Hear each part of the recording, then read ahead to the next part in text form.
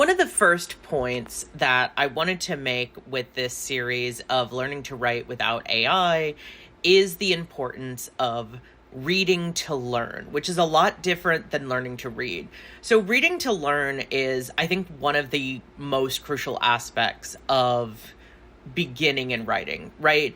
You have to read very widely. I'm not going to say you have to read like 1,000 pages for every 100 words you write or something like that, which I think Stephen King once said. But I will say being very widely read is very important to being a good writer, right?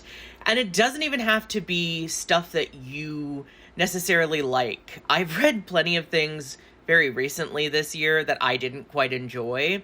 But I will say there is something that can always be learned from reading things that you don't like. And one of the things that you can learn is how to mentally edit a sentence. So if you're reading something and you're like, this just doesn't read correctly, I don't like the flow of this, I don't like what it is, you can stop and think to yourself, okay, how would I do this better? And what you want to do is slowly start to gain this muscle, right?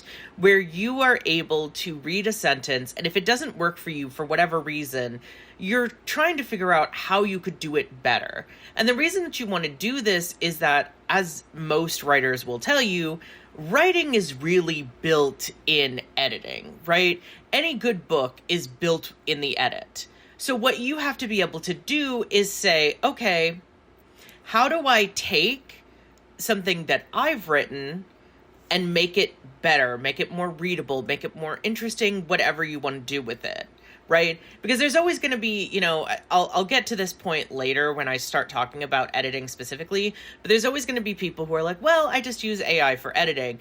You have to be able to learn these skills on your own, right? You have to be able to learn to edit on your own in a way that allows you to grow as a writer and do better as a writer. You cannot be dependent on these tools because at the end of the day, the whole point is to write for yourself and by yourself.